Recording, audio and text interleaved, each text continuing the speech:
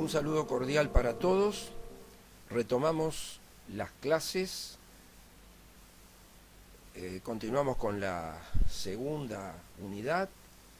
Habíamos dejado en Platón, el cual ya estaba completado, y con la clase de hoy comenzamos Aristóteles. Vamos a dedicarle esta primera clase a sus críticas y coincidencias con Platón y a la introducción, podemos decir, la primera parte de su metafísica, la cuestión de la sustancia. Esa es la temática que abarcará la clase de hoy. Recomiendo que estas clases sean regularmente vistas y aprovechen los horarios de consulta por chat para consultar también sobre las dudas que tengan en las clases, no solo con miras a los trabajos prácticos. Por otra parte, para acelerar la publicación de las clases, no contarán estas con títulos como fue en las clases anteriores, porque demora la edición. De manera que yo reemplazaré eso con el énfasis que pondré en algunos aspectos para que ustedes tomen debida nota de la importancia de esas cuestiones. Espero que de esa forma reemplacemos la presencia de esos títulos. Entonces, bueno, manos a la obra, vemos la primera clase sobre Aristóteles, que tiene que ver, en primer lugar, con las coincidencias y críticas a Platón. Sobre eso pueden consultar, y sugiero su lectura inmediata después de la clase, el texto mío que se denomina La concepción aristotélica de la realidad, notas introductorias. Allí se tratan las coincidencias y las críticas entre Aristóteles y Platón. Está en los contenidos del aula virtual, de manera, y estaba también en su momento en la fotocopiadora, pero es probable que la mayoría no lo tenga en formato papel. Pueden verlo en formato digital en la sección contenidos del aula virtual. Es esto mismo que yo voy a tratar de resumir ahora, focalizándome en ciertos aspectos que requieren alguna explicación, pero sugiero el refuerzo de esta clase a través de ese texto. En primer lugar, decir algo sobre Aristóteles y su relación con Platón. Aristóteles nació en el 384 a.C., en el norte de Grecia, en Estagira, y murió en el 322 a.C. Tuvo una muy fructífera relación con Platón, integró la Academia Platónica, pero a la muerte de Platón en el 347, sus diferencias con otros integrantes de la Academia hicieron que Aristóteles se separara de la Academia y constituyera su propio sistema de pensamiento que contiene diferencias importantes con Platón, pero sobre la base de ciertas coincidencias. De manera que yo voy a hacer en primer lugar un breve paso por las coincidencias, que no hay que perderlas de vista, no hay que presentar a estos dos autores como totalmente opuestos, lo cual no es cierto, sino que piensan sobre una base común. Podemos decir rápidamente que esa base común es la crítica a los sofistas. La posición sofística de que no es posible acceder a una realidad universal y por lo tanto estamos condenados a manejarnos con cosas particulares, no es aceptada tampoco por Aristóteles. Es decir, fue criticada y rechazada por Sócrates. A eso Platón le agregó una teoría metafísica, que fue la teoría de las ideas, Y Aristóteles renovará la metafísica platónica, planteando una perspectiva diferente. Pero coinciden en rechazar esa posición particularista y relativista de los sofistas. Y piensan que es necesario mantener la reflexión sobre lo universal, y que en lo universal reside la razón o las razones por las cuales sabemos acerca de las cosas particulares. Esa reflexión por lo universal se nota en la defensa del concepto, ¿no? Que ya viene de Sócrates, que pasa a través de Platón bajo la forma de ideas y que llega a Aristóteles bajo la forma de lo que traduce en la mente la esencia que está en las cosas. Esto después se explicará un poco mejor. Pero en el fondo es otra vez la coincidencia de que solo podemos pensar lo particular, porque a eso estamos enfrentados, a una multiplicidad de cosas particulares. Solo podemos pensar lo particular mediante conceptos. Y los conceptos, entes mentales universales, reflejan la esencia de las cosas. Esta es una coincidencia entre Platón y Aristóteles. Esa esencia para Platón estaba representada por las ideas. Para Aristóteles va a ser un componente de las cosas particulares. Pero en ambos casos los conceptos traducen la esencia de las cosas. También coinciden en distinguir ciencia y opinión, la famosa episteme por un lado y la doxa por otro, ¿no? Sin esa gradación de conocimiento equiparable a la gradación de ser que hacía Platón, pero también Aristóteles cree que la opinión no puede ser ciencia. El saber de cosas particulares no puede ser ciencia, en la medida en que solo se atiene a las circunstancias en que las cosas aparecen y no avanza hacia su esencia universal, que es lo que permite conocerlas. Y coinciden en algo más muy importante. Lo real no se construye con el discurso, sino que se descubre. Tiene una realidad lo real es por sí mismo, y nuestro real, es decir, en el discurso, sino que todo eso está al servicio de descubrir la realidad que ya está preconstituida a nuestro conocimiento.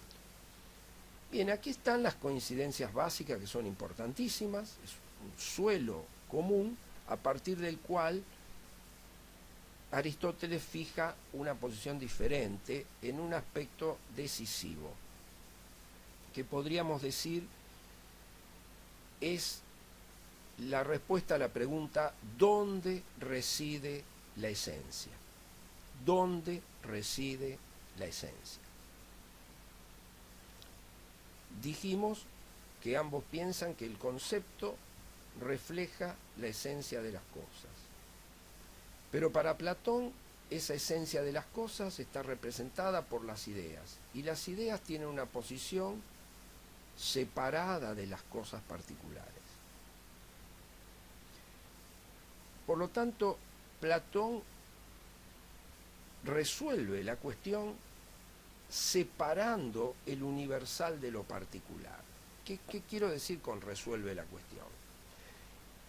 Se está tratando de buscar la manera de no quedar aprisionado en la realidad particular y por lo tanto hacer imposible todo saber sobre lo universal. En no entregar el conocimiento a la mera opinión, ¿no? Es decir, tratar de superar el programa o la perspectiva de la mayoría de los sofistas.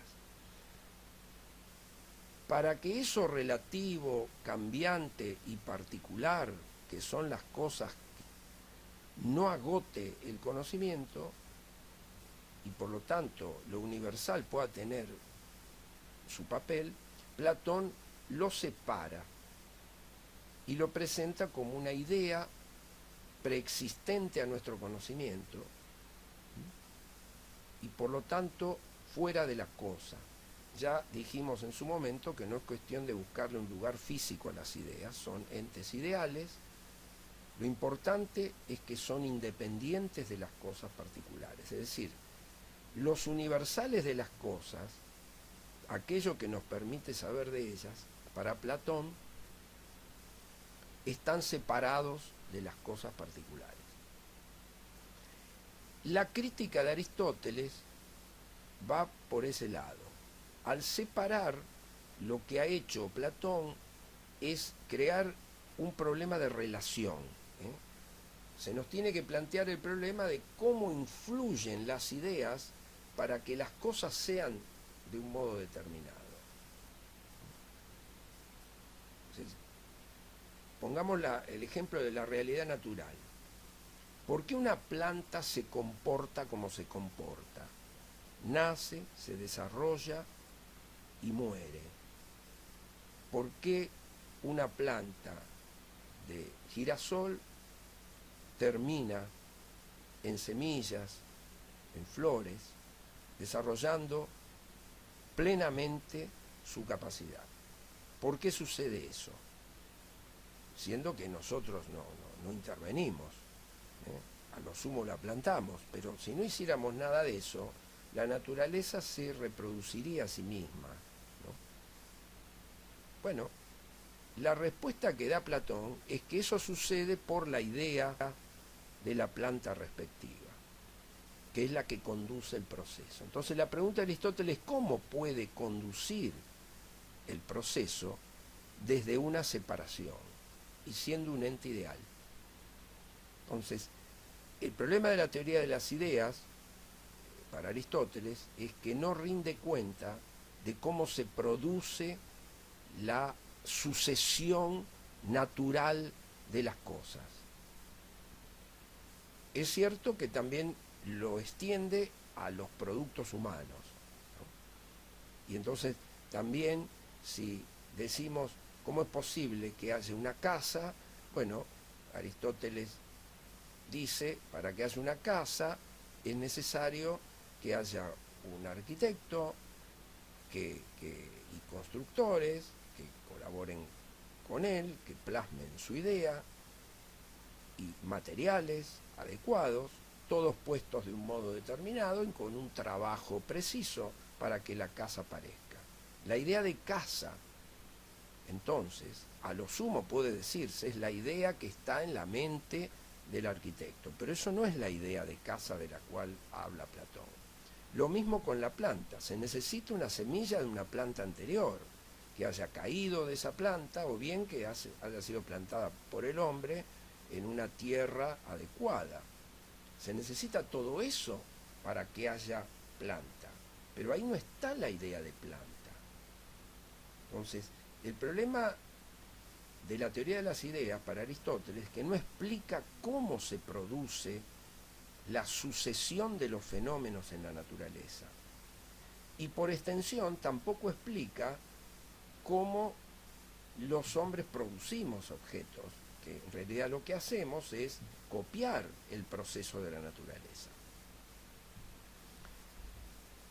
Hay un interesante ejemplo de esto, ¿no? En un diálogo platónico, el Fedón, un personaje plantea ¿por qué una flor es bella? ¿No? Y la respuesta de Sócrates, que ya sabemos que son las ideas de Platón, es que una flor es bella no por quien la plantó, no por el lugar donde está, no por su color, no por su aroma, sino exclusivamente por la idea de belleza. lo que es verdaderamente causa es la idea para Platón. Lo otro son factores que coadyuvan a que la cosa aparezca, pero no son verdaderamente la causa, ¿no? Bueno, ahí está la diferencia. Para Platón sería todos los otros factores los que hacen posible que aparezca una flor bella, ¿no? Entonces ahí lo que tenemos para sintetizar la posición de ambos es que Platón separa lo universal y lo particular y Aristóteles reubica el universal en lo particular y por lo tanto considera que debe suprimirse toda separación. Atención con esta última frase.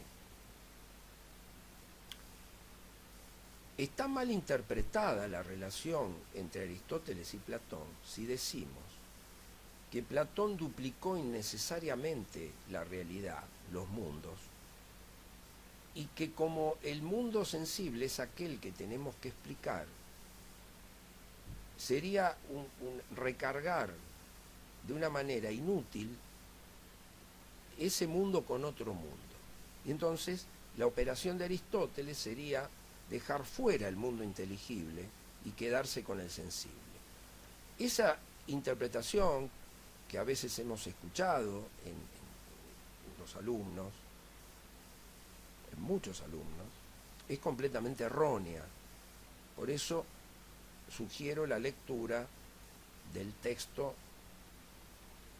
La concepción aristotélica de la realidad, que les dejo en versión digital. ¿Por qué es errónea? Porque Aristóteles no expulsa el universal inteligible, sino que lo reúne en la cosa particular, lo reubica en la cosa particular, que ahora no va a ser solo un particular. Esa es la novedad de Aristóteles. Lo que Platón llamaba cosa sensible, particular, para Aristóteles,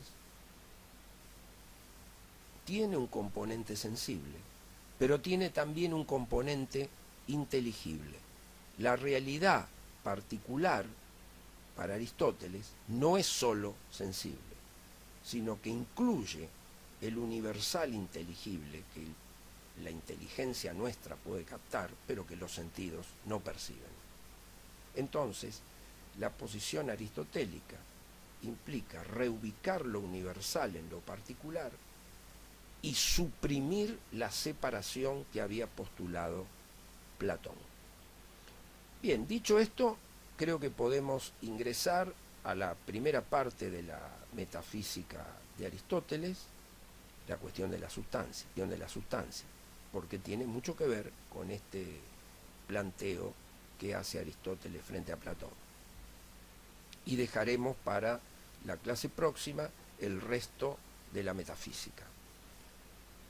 La palabra metafísica, con que designamos toda esta parte del pensamiento aristotélico, en realidad no la usaba Aristóteles, fue puesta por los recopiladores de su obra siglos después de su muerte, queriendo decir todos aquellos escritos que estaban más allá de la física. La física sí es una obra hecha por Aristóteles, pero había en ella una serie de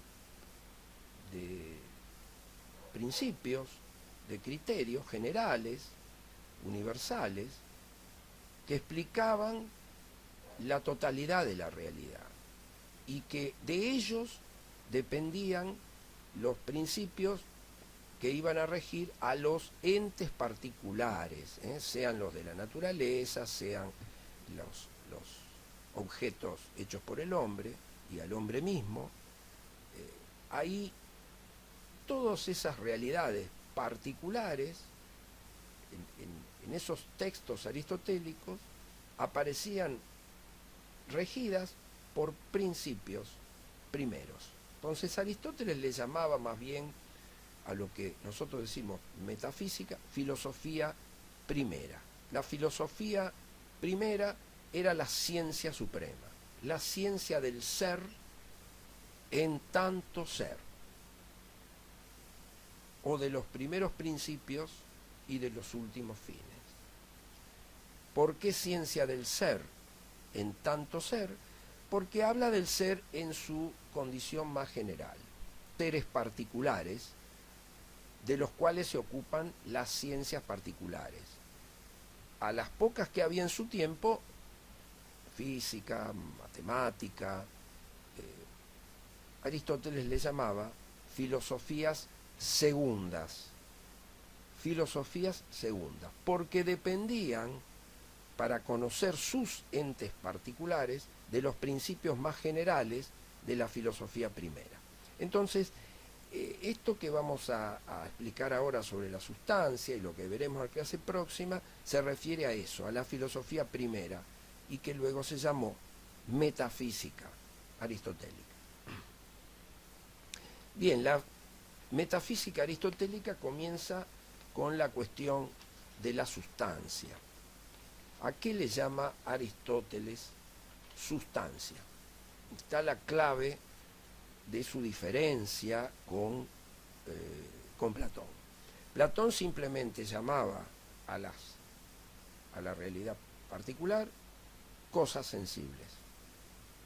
Cualquier cosa que los sentidos puedan percibir.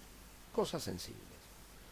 Pero Aristóteles, fiel a su proyecto de introducir en las cosas sensibles lo universal, las muestra de un modo mucho más complejo. Digamos, Aristóteles, lejos de simplificar la teoría de las ideas, la hizo más compleja en el sentido de que aquella realidad que tenemos delante y en la cual vivimos, aparece de un modo mucho más completo, más integrado, con elementos que explican por qué podemos decir que lo particular incluye lo universal. Bueno, pero empezamos por definir a qué le va a llamar Aristóteles cosa particular. Y utiliza una frase, una palabra, en el griego de esa época, usía, que se usaba también con otros sentidos. Lo usa en este sentido. Usía, lo que subyace debajo, la base firme que no cambia de la cosa, para diferenciarla de la parte que cambia de una cosa. Entonces ya podemos saber que para Aristóteles las cosas sensibles no son puro movimiento, puro cambio, como sostenían los sofistas, sino que tienen algo que cambia, pero tienen algo que permanece y que hace posible que ese cambio se produzca sin que la cosa desaparezca como individuo. Entonces, usía se traduce al español como sustancia. Y permanece más o menos ese sentido cuando decimos lo sustancial de este problema, sería lo principal, lo que no hay que dejar pasar ni dejar de ver, ¿no? Queriendo decir eso, que permanece mientras hay otros aspectos que pueden variar o dejarse de tener en cuenta y no afectaría la comprensión. Bueno, más o menos eso es lo que quiere decir Aristóteles. Hay en la cosa sensible algo que permanece y algo que cambia. A lo que permanece le dice sustancia, pero también le dice sustancia a la totalidad de la cosa, la totalidad de lo que permanece y de lo que está sometido al cambio. Y así podemos decir que una sustancia se divide en ser en sí y ser en otro. También se dice sustancia y accidente, pero recordemos que sustancia es también la totalidad de la cosa. Ser en sí quiere decir lo en sí de una cosa es lo independiente de toda otra cosa, Y ser en otro es el accidente, aquello que aparece en una cosa, pero que si no está o es de un modo distinto, la cosa no cambia, ¿no? Bueno, pensemos un jarrón blanco y supongamos que podamos variar ese color pintándolo, por ejemplo, y lo hacemos verde. La pregunta de Aristóteles es si ha cambiado la sustancia al hacer eso.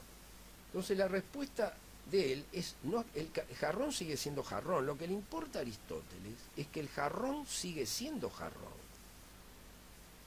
A lo mejor el verde queda mejor en el ambiente que el blanco, y para nosotros es casi una cosa distinta, pero no es en el fondo una cosa distinta porque le seguimos dando la función de un jarrón. Ponemos flores o alguna ikebana, un adorno. Reconocemos que el objeto no ha transformado su función, por Aristóteles. Entonces el color es ser en otro, es un accidente, puede variar sin que la cosa cambie, ¿no? Entonces en la sustancia, que es la totalidad de lo que es en sí y de lo que se agrega a eso que se agrega, el accidente, puede variar sin que la sustancia cambie, ¿no? Entonces, ser en sí y ser en otro, dos modos de ser fundamentales, que sumados hacen 10 categorías, 9 accidentes, y la sustancia entonces harían las 10 categorías que van a encontrar en la bibliografía. ¿Por qué? Porque bueno, el jarrón después puedo decir que es de cerámica, puedo decir que está sobre la mesa, puedo decir que sirve para adornar, puedo decir muchas cosas del jarrón. Bueno, pero todo eso que puedo decir, dice Aristóteles, se resume en 9 modos, 9 tipos de accidentes: cantidad, cualidad, relación, lugar, tiempo, etc. Más la sustancia tenemos las 10 categorías. Quiere decir que las 10 categorías serían los 10 modos de ser posibles de todas las cosas. 10 modos, 10 tipos de ser posibles de todas las cosas. Entonces acá ya hemos avanzado en algo. Las cosas no son exclusivamente cambiantes, sino que tienen algo que no cambia. Y eso que no cambia es lo que explica que el cambio no destruya a la cosa. Porque ese era el problema desde Parménides. Si admitimos que la realidad cambia, la realidad misma se destruye, se hace contradictoria. Hoy es, mañana no es, o dentro de un rato no es. Hoy está acá y dentro de un rato está en otro lado. O sea, la realidad se hace contradictoria y no se puede pensar. Y eso se tradujo luego a partir de los sofistas en admitir que no es posible el universal, y en Platón tratando de defender el universal, pero admitiendo que la cosa sometida al movimiento tiene que salvar su estructura, entonces sacó el universal de la realidad sensible. Pero Aristóteles quiere introducirlo, y lo está introduciendo con esta noción de sustancia. Entonces las cosas particulares son sustancia, contienen algo en sí independiente y que permanece, y contiene algo en otro que es dependiente, que no existe por fuera de la cosa, sino solo en la cosa, pero que puede variar sin que la cosa varíe. Y por último, esa sustancia sería entonces cualquier objeto que podamos percibir de la realidad que nos rodea. Bueno, no es tan así. La respuesta aristotélica es clara en que sustancia es el individuo. Y por individuo se entiende, no exclusivamente el individuo humano, sino esta cosa este escritorio, esta computadora, esta lapicera, este estudiante. Siempre el particular, eso es el individuo, no el universal, porque ahí ya tendríamos que decir la computadora, el estudiante, el escritorio. Una diferencia con decir este escritorio, estoy señalando el particular. Bueno, la sustancia para Aristóteles se puede señalar, es el particular. Contiene el universal, sí, está bien, ya veremos cómo, pero es siempre el objeto particular. Entonces el individuo. Ahora, no de cualquier manera. Supongamos el escritorio del cual hablé y lo comparamos con una hoja de papel. Bueno, el escritorio tiene una estructura determinada para que cumpla una función, que es permitir trabajar. Supongamos que se me ocurre dividir al escritorio en dos. Traigo una sierra y lo corto por el medio. La pregunta es, ¿sigo teniendo escritorio o ahora tengo dos escritorios? Desde luego que a nadie se le ocurra hacer eso para tener otro escritorio. ¿Por qué? Porque sustancia o individuo no es cualquier cosa que aparezca separada, sino lo que puede cumplir con su función. Lo que puede cumplir con su función, en el caso del escritorio, es una tabla perfectamente lisa sobre cuatro patas para poder trabajar. Ahora, si lo divido en dos, tengo una tabla con dos patas que se me cae. No puedo hacerle cumplir esa función. Ya no tengo dos escritorios, sino que no tengo ninguno. Tengo unas maderas que servirán para otra cosa, pero ya no es un escritorio. Ahora, ¿qué pasaría con una hoja de papel? Tomo una hoja tamaño oficio y la divido en dos. ¿La hoja de papel sigue cumpliendo su función? Evidentemente sí. Puedo seguir escribiendo en ella, puedo seguir dibujando. Tengo dos hojas de papel. Entonces, o sea, tengo dos sustancias. Entonces, sustancia es el individuo que tiene una unidad intrínseca inseparable, capaz de cumplir una función. Aristóteles le otorga esta condición prioritariamente a los organismos vivientes, las plantas, los animales, nuestro propio organismo. No se puede dividir, tiene una función global que distintas partes del organismo realizan.